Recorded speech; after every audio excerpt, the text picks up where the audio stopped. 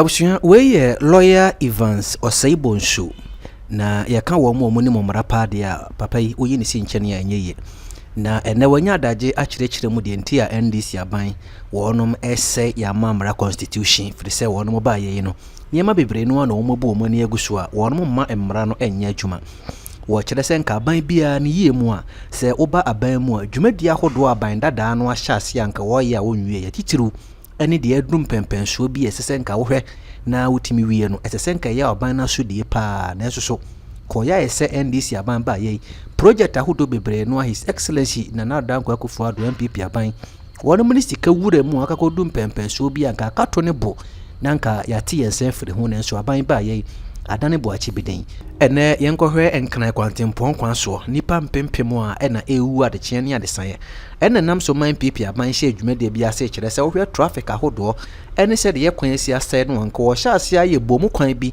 na aboa se de be ya emfie di ani mu no nka aban betimi anya adaje na nkran ne kumase kwantempon watimi aye nanso so aban ne wura mu a kwakodum pempenso bi nso ene aban no ba ye no wose da bi wono apede wo ye ono ankasa ne de nti se de wakwaji asase yantam efiri nkana besi kumase no wahya ase a wo ye ho adwuma meka no magade ne ma bebre no agenda 111 dwumadi ne dwumadi ahodo bi abedum pempenso bi esa aban no okotwa homam na start ye adwuma no aban no se da bi da ene de na lawyer Evans aka mesere se obaje bere kakra na watie lawyer Evans Osaibonshu ni sema hodo a waka e de afa kwan hodo a se rule of law asai e wo Ghana a yemfa mara enya adwuma like video no na share fa odwen kire bra yan hye bekenkan bi na yasua de ya ka say the doctrine of continuity a legal principle what's that of you masaba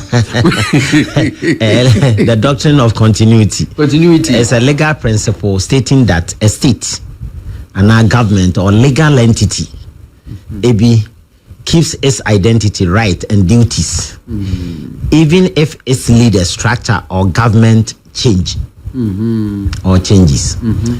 Enti eye emremu hihye bia e wo se aban ana ade bia eye legal entity etimi tena ho e bia ya register ana se ya aban bia no e ya ade a na identity ni su efa ne bobre ne right nso owo ane ne duty ne na sede a wo se wo ye ane ne leaders ne structure nyina no e wo se etoaso emfa ho se aban na change ama government na assessant ana se ne leaders na assessant ana se ne structure na assessant e wo se eguso na etoaso nti dwumadie bi aban ye bia no e wo se etoaso nti that the doctrine of continuity no actually say emfa woni aban no mu nipa sesa ana aban ni din asesa enniema bia na aban ni ye bia no e wo se e wo ho now ye betimi ahwe enniema no bi ntia a continuous what process where new leaders must evaluate and sustain vital public works nti new leaders bia no e wo se mo assess mo evaluate and me kasa mo evaluate mo assess like mo assessment across na means in Kano o so hwe obu hu akonta ni nyina ka hu akonta yes she need your sati o te profit twi ti ubu niema ni nyina ho konta na o sustain no ma netena ho all vital public works public nyuna ehia bia na say o ma netena ho emfa ho say aban na asesa essential project ni bi ne continuation of unfinished infrastructure. Infrastructure say ya density say bia works and housing Ministry of Works and Housing te say segleme. Okay. E dina no musisi na ura college that would didn't ko gina ho say wadi sika wo ho na ankosi ba bia no. Aban beja no. Say nyuma no public works. Okay. Ni nyina wo say koso e bi te say unya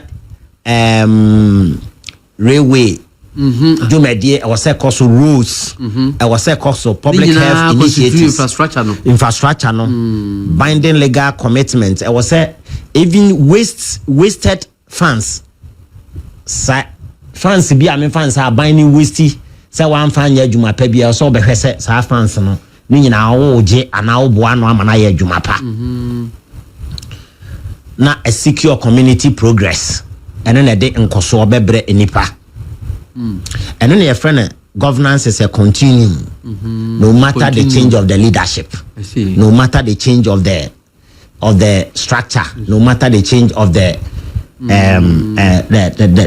government itself. Yes. I was said twice. Okay. And public infrastructure and any kind a stop.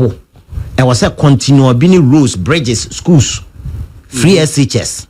Nina any kind of stop on. I was said twice. Because we stopping them waste the national resources. It waste isika. Your money waste the money already spent. And the health and welfare programs. I was saying to health and welfare programs. Okay. You can't say health and welfare programs have been vaccination. See a bon kwalampani any idea. As I say what was so. Eduani amount for bedi to make them safe and alive. Drone also drone ni na was say yeah juma. Now was a buying to us so free SHS said the amount for see patronizes half free SHS no. I will for any jehon normal economy. I was all money to us so long-term economic plan. It means that every government be a baby and also long-term economic plan. In this all the long-term economic plan a bar.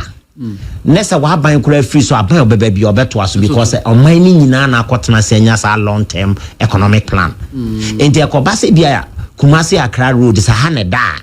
And ye na what plan we see be ya.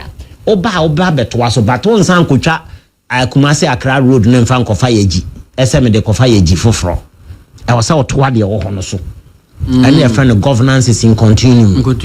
So now any kwanso oposo already existing project aban bi ababeye. But before sa the be adwuma na was a long-term economic plan. Enti job programs, trade rules ehhehye ho I did dwa bibia dwadie ehhehye ya ayet da ho nyina was bibia amane to aso ne ko pepepe. See. So eba loans ya legal and loan agreements abane buy na ebia na okwaje bosia bi e wo so tua sa debt ni nyina. So government must pay debt and follow sign contract to keep global trust. Eti yamfa ne say aban kwaje bosia aban ofiri so akwaje bosia bi was sign contract say sa bosia wo de ba be ye project we o buy as bosia ye ntua me ma me de ye ntua na ba be twam e basa wonya global trust we are seeing na gidi a ye wo aban nim ne be firim nti also tua all loan and legal loan agreements e bia aban ni hye e bia no I was say all sign contracts. I was say okay put to it, and you must pay all the debt and follow all sign contracts to keep what global trust. Into signing in a contract, I sign that loans are ye tria. Rules are bossing I akwaji de ya kwan. Bibia by ne ya to hobia na sesa oba to aso. When it happens like that, we say governance is in continuum. Enti se kopase aban bi etwe ne ho a efiri sa de ne ho a na chese one de lacking is one you need long-term economic plan. You need long-term economic plan because you need plan beyond to ho because your challenge is aban bi aba or the manifesto na eba party bi aba or the manifesto na eba enti party bia no e was say nya long-term economic plan so that you tailor your manifesto alongside with the long-term plan of the state. Enti amfa say the New Patriotic Party, the National Democratic Congress, omunyi no bia won manifesto. But the manifesto no must be tailored alongside with the long-term plan, economic plan. Enti ye be one say long-term plan one say enti constitutional review yi ayekoye yi nanka yenya abeshim say long-term economic plan. I think say wom sa ben bia no yemfa long-term plan na etu nipa amom the long-term economic plan de ababeto sa ade say ni bia mfie no mfie du e wo so oman ni timinya sa ade we e bia mfie du emra na wo so oman ni timinya free SHS and free university education e bia oman na wo se timinya plantation plantation farming ai timinya no kakraka ema state no e bia oman no wo se timinya ye 10 ni mfie du no bia ye ICT and I say AI obia illiterate e wo ho nje wo sa long term plan na e ba sa no a wo manifesto na wo ye no your manifesto now aban bia wode ba no you must tailor your manifesto alongside with the long term economic plan. And when it happens like that ebema governance no continuity no the doctrine of continuity no ayedwuma. I see na yana omani the pound penifo bi ese omo ho no mo anyesa economic management team no mo fam wa na se a party for the woman. You see the challenge that we are having and they say anka once a party we call IPAC meeting near there. I thought that woman has about to no see a call IPAC meeting. I didn't know all political parties in the country. And your parliament woho. And it be omuntini en shembra en ma country ni long term economic plan. Ni emfama meshe yemrenu. En ka say a long term economic plan. Because some directive principle of state policies, yeah, I don't know. Say when we at transnational, some your policies near the you expect to say the party be a bad, they walk along that line. Sir, and no, any juma. Say party be a manifesto no. Yeah, and I make sure say party be a no. I say your economic policy, a party be a bianca. Sir, your policy no ho. And it will be a bow when to and for one dear pet, and you be a absolutely. So me know you now on the same wavelength because we are lacking long-term economic plan. Ayeni bia ya yeda ho se aban bia oba be follow strictly sense oba bra be follow say we ni long-term economic plan ayaye I also bia be follow no we dey anya ne sa political party na obenya majority vote e wo man ni mo obe win a obeba be ya aban no ono nam so we win into the manifesto no dey ba be ya adwuma. It wasn't the plan adwuma. Yeti ha na political party bi e bia wakwahye ese me pese me ma mobile phone ketenkete. Then because of e bia we win into no sa mobile phone ketenkete ni into no na yato abama no ekobasa mobile phone ketenkete no ene ne yade bu man. Is it right? Aban bi so say e bia me ba me mamo free maternal health care ketenkete bi na e bia aban bi so de aba enu ntini akoto ne de ama no yenhwe ehunu se ohwe enkokokora so ye wo ma sa akokon nketwa no is it something a big project a bit me help the good people of Ghana ma basenka all political parties ni nyina ahia ana together with the members of parliament ana omu nyina ahia ne draw ye nipa ana parliament na ma body bi yes ye body bi na body no apa draw sa long term economic plan no ni apensin mu o man ni mu nyina na ya giatum ani ya document ani ayem rane se aban bia wo ba sa long term economic plan we there bra be follow although be ye wo manifesto ni bi before we free so no na sa ne ma we ya na mako bi aduo no ne at least mu be a 9 there aban bia wo ba wo so otimi achieve wa. And the constitution about the Sabri, you know, when you can was Yenibi. Now, said the framers now, this one has been, captured. The framers of the 1992 constitution. Now, directive principle of state policies near the other policy. Some guys at least we should have policy, and it is a party be a ban you should work towards and you know. Then one them put to intimate constitution. I can't directive principles of state policy. Now, state policy no. Why na be draw their my directive principles of state policy? Our constitution, but why ana ba me who say, sir, directive principles of state policy no. Say ni be draw no na e dey at all. I said this year was say ni ye. Na de no munye. Me no nyina ne question was say ebusa tie for. Hello, that's how the better no man to me tumpon. Because obi abana so be ne de na say ya osuro say obi a wo to obi de so e beka so akoyi wo yonko dwuma. Enti na chese wo mpeso be ye no be jegu what via e be no man be ko nanim. Eno ne ye challenge and ye whip chief whip bia where we say no say no man ya hye se e be ye no enti wontimi nko outside that. Na onu aba na odine di aba na bi oba na ogya hokọ na we ba won to aso na be hunse ne guo sa yesi aye mpuntu dwuma pa ya hye guure mu no anya senkuma akora nti uka continue mu ya yese amanfo se to aso ne yenka ho asem no. Yes, so the point is obi ampese obekọ na anase obeba ye beto aba ma no obeba no ebeyi ono ni project na opese obeye no ode de beto ho no akọ follow abanda da bi dia ewo ho 80 opesa at the end of the day say all ban or can say free SHS as free SHS no watimi I implement it. So can say nkokon ketenkete as nkokon ketenkete watimi I implement it.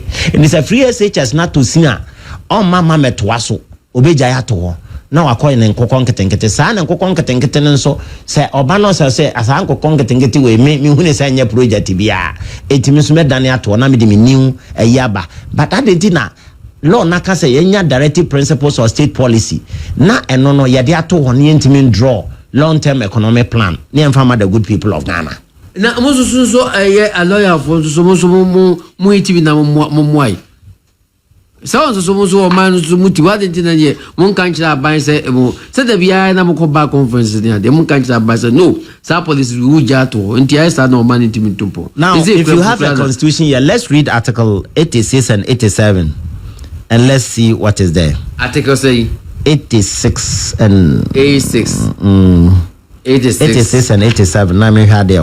Okay, 86 directive principles of, yes 86-1 there shall be a National Development Planning Commission. Yes. Now wait. There shall be read it. And to make okay, Planning Commission 2. The commission shall consist of a chairman who shall be appointed by the president in consultation with the Council of State, and the II, the minister responsible for finance, and such other ministers of state as the president may appoint. Read article we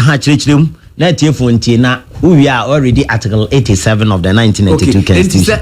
86-1 was a constitution. There shall be a National Development Planning Commission. The commission be over. I was saying, and nipa bi a ombehwe se empuntuo ya be planning oman. Yes. Sa commission ne betena se no ma planning oman impuntu djuma ya be ya ma oman e article 86. Correct. And I read the 87 a kire nipa omo be article 87. Functions of the National Development Planning Commission. Functions 87-1 is that the commission shall advise the president on development planning policy and strategy.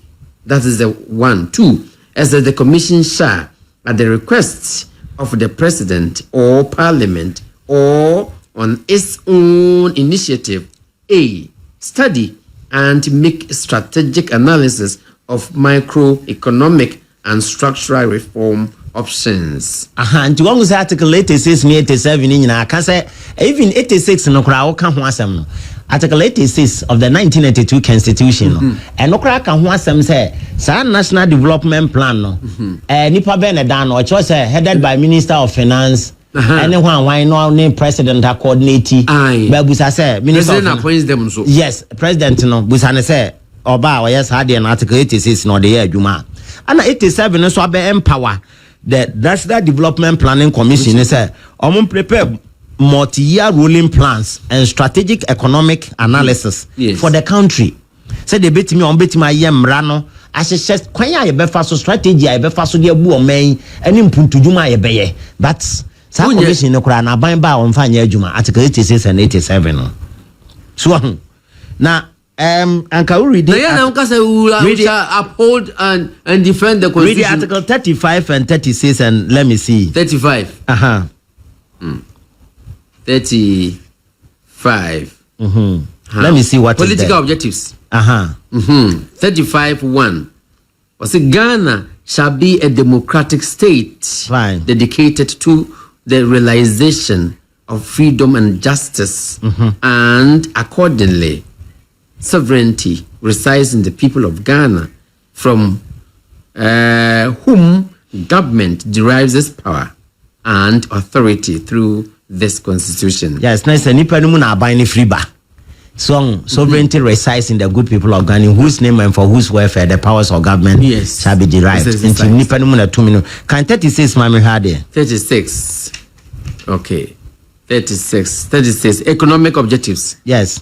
36-1 says that state shall take all necessary action to ensure that the national economy is managed in such a manner as to maximize the rate of economic development and to ensure the maximum welfare, freedom, and happiness of every person in Ghana, and to provide adequate means of livelihood and suitable enjoyment and public assistance. So once Article 36 no cry mandate abaino state no the president and Jamaica state now the president no require president to present a coordinated economic and social development. 36 no in the national the canon.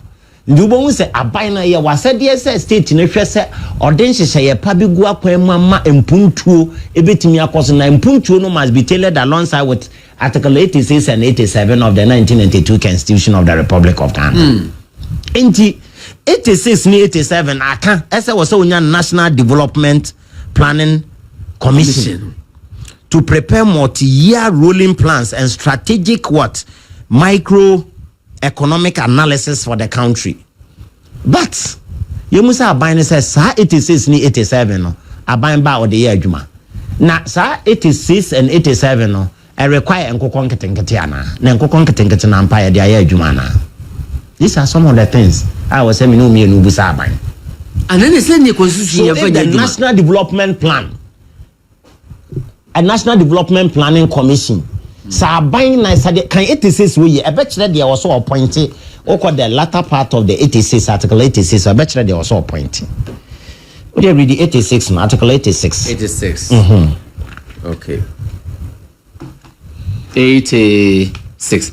There shall be, there shall be no. There shall be a National Development Planning Commission. Yes. And I was saying National Development Planning Commission. The Planning Commission. The commission shall consist of a chairman. Commission who shall be appointed. Consist of what? Any form of commission, a chairman. Yes, chairman. Who shall be appointed by the president. Chairman, the president now also appointed in consultation with the Council of State. I was so a Council of State. You know, one son appointed chairman. The minister responsible for finance. Minister responsible for finance. That's a tough forcing. Yes, and such other ministers of state. And such other ministers of state. As the president might appoint. As the president might be appointed. Said the president to pay be a bit me ministers of state ni be account. Yes, the government statistician. And then the government statistician. Abind the Obun and Contain. I also account who be. The governor of the Bank of Ghana. The governor of the Bank of Ghana. The Ghana Sika Samso. And then one representative from each region of Ghana. Appointed. One representative from each region of what? Representative. Ghana. Of each from each region of Ghana. Yeah, appointed Ghana by the regional coordinator. National Development Planning what? Commission.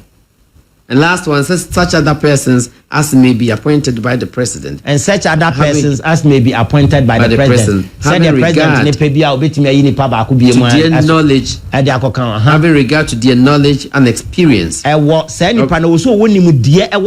Development Planning. National Development Planning. Yes, of the relevant areas. And rules pertaining to the development. Natural resources. And I say a per gas development. And I say a per se enkokon ketenketia. Sa kokono. Kwaya befa so a obia benya bia we nenye enipa ba ko bi na den kokono. Ene omode akosho na efu soldiers bi na omare nkokon awe ni no mpa awie. Na emum ye nyina na ebenya nkokon bi awe ame bia so ye nananom so a. Sa nipa we num na wasa aban yi omom nyina akoplan. Na nya aban bi manifesto. Let's just constitution for a juma.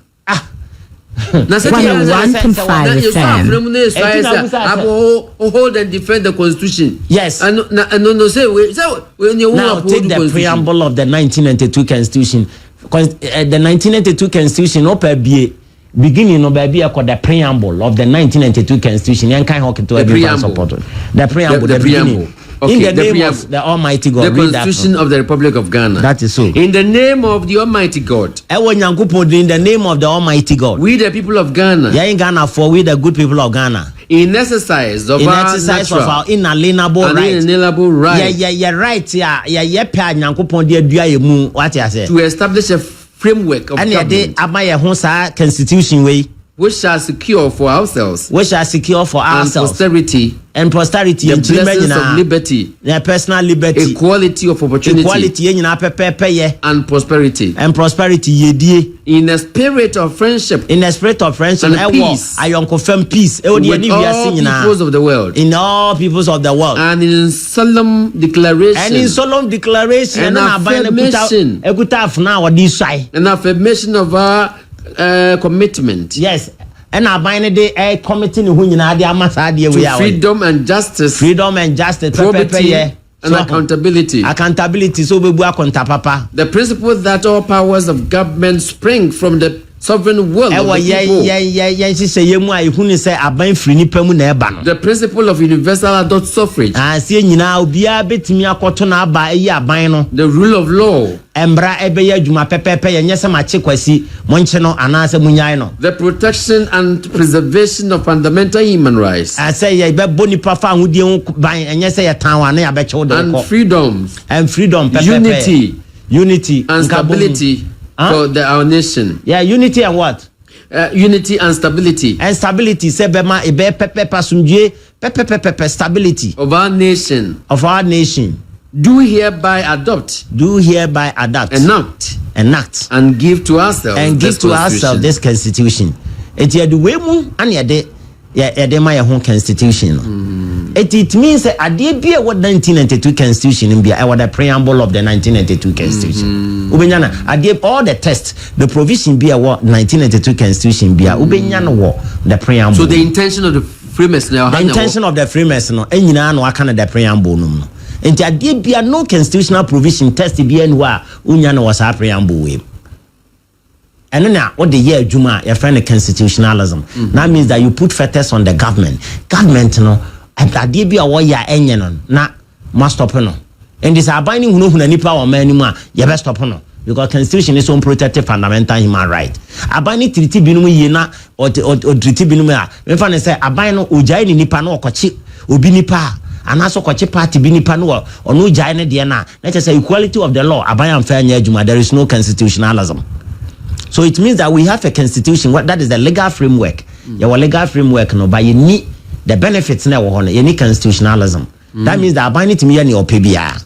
Abiding OPB per disika now say I didn't go to court. Yasisika we are causing financial loss to the state. Sika na ira 10 billion to 22 billion, 1 billion. Hey, wana osha no says he can be bua contact we nya monfa no nko moncheno. Now say what cheno where that's all wa ban mu na woni aban no moncheno. That is what the preamble is talking about. That is what the preamble. So, if you read Article 86 and 87, and even Article 36 of the 1992 Constitution of the Republic of Ghana, was a National Development Planning Commission. It is someone a bed draw plan in the Mayan. It is only a plan in the Mayan. Open a better say. Afi we ye be dua body enko a enfie toso ye be free SHS enfie toso be free maternal health care enfie toso Ghana be sade we ekwan bi a wo bona hafo Asante region Volta region Northern region mentumi anka nyina aka ho omu nyina ye begu sa kwan no afi enfie di animu nyina enti waban bi abeba no de ba ko ne ye wawie also ba beto aso so manifesto na wo no as MPP ana NDC also why your manifesto no I also be tell alongside all manifesto no the better to national plan no the national plan no de kakra ba be ka ho na ya to abana ma na why wo de ne kakra na we dey na we dey anya say yakọ na obi akosi for instance ye school krobi wo hono ma mo ye si market aban bi abesi market fe e wo ho aban bi ba ya waseme the market for ba ne bi amabeto ne din 89 our economy now no so aba be dwiri sa dan ni nyina to agu ono so se me be me de is it right and I said a baby enso beba ono se aban bi so aye 24-hour economy we see market fe aban bi buy ono so se 24-hour economy na me time 24-hour market intimi so baba be bubu no is it right? There must be a national development plan. National development headed by the Prime Minister, no? National Development Planning Commission. And that commission must come out. They must draw the plan for the country so that all political parties will tailor their manifesto alongside with the National Development Plan. And that is a country for you. I see. Nasa sadian say yankuanim. Enunti na aban bia ni pedi sika ma menchro. No okọ. They say politicians na ma menchro. O de o ma hu ne say udi sika enko ba bia. Udi sika court na ankasa o ma be set court. Court ne se majao. Enti omo ankasa hu say they say politicians no udi sika. Ndu be so udi sika na o so do ho ko ba aban bi. Ada NDC or MPP. Because the Oma and say Udisika and Kobabia, enti the Udisika no crowd or can't be do watem. Because the point is what chain or anchen by so besamba. Enti ye know. And one say a baby abam on one casa do non quan and cross for Quacotumuda. There be a opposition in Quan or Domucotum. And you say institution and Yajuma. And institution Ebia and Yajuma. We must have a was strong institution. We need to strengthen our institution more than personality. To say so Obama. I said that we need strong institutions. Yes, rather than personalities. Eti Ghana ha. Utubon says obi prono ya. Your bonus to open no biaka na no atum. Eti ade bi koso wa man mo bi antimi nka. No bia ye din. And your man be den netumpo. Eti se meti ana bia wabobo misikatuo.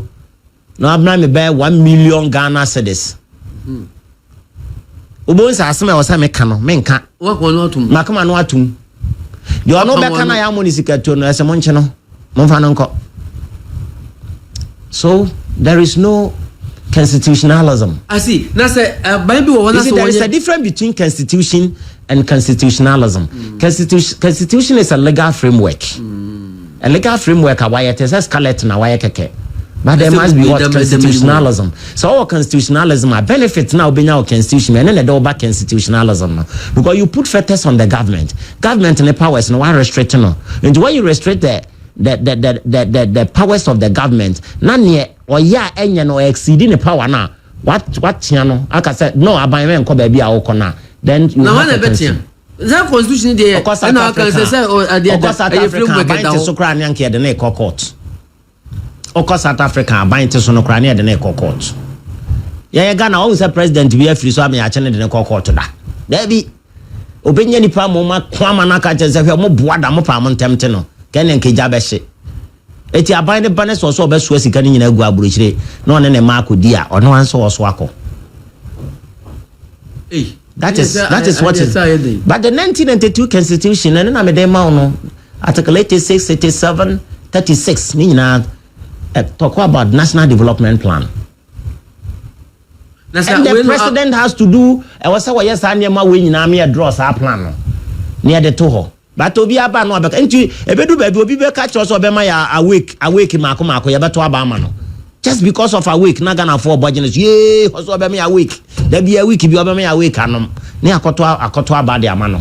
Awake na me de kan ensu ame pepa ede zet ede na oni ma wake for no ade omo ye me se mebusa omo ya na obusa ma me nu aduo mi awake nsuo no oti anu bia na ye maden aden because school me basic science aye kire me ne se nsuo bia no wo ho no ma wi bone ade ye na expansion and contraction enti boro no ye mensuo ne nya ma se den sa etu be just space ketwa bi na ntu hwe malta ubonsa malt no space kakra da ho na chese expand wi abona expand a na contract na se timi awake nsu e meden na me nompa beda bi omunso na ye ma se den minim mesra omo se omuni scientist wa omo hwe na space no ebi tutu anu awan hwe ya na etu agu atalim eno nko anu omo how awake nsu no the best nsu no ye the best pa utu especially se fridge mu na taje da utu a na o se ko tu bia na na ohun nyina befo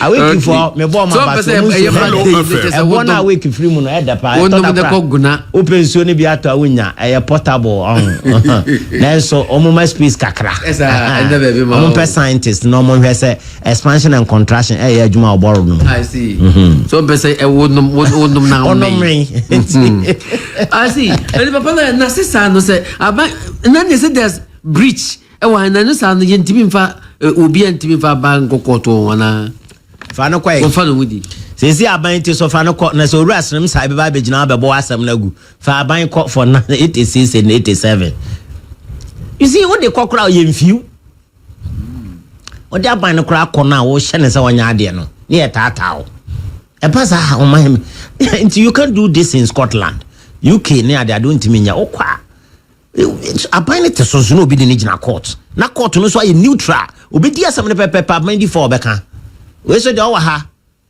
ya ma kwan ti aban bia na yi ni chief justice no de ne ba chief justice zusura aban enti ono ana empa na judges o motana asem so e ba sa be boy emwaye sa me ka se na nka chief justice no enye obi na yi na aban ni na yi no e na e ba de a asem no kono empa na judges na onfa wo aban ho montana so na monfa pepepe ye nya adwuma enne aban pese o influence obetima influence eti pepepe ani o said you obi kan ye preamble rule of law near the rule of law no there's a rule of law yeah adwuma na equality of law ma memfa equality of law so equality of law yeah adwuma dia ene nka school aban de ne ba konka no na so do de abeko na ne friend equality of law because has equivalent to us equality of law eti pepepe ye nyina school ye nko na pepepe nti aban e ba use a o use laptop e was say onso bate fa body betum chok a ono so use laptop so was it possible so mo say possible now want to say I court to be can say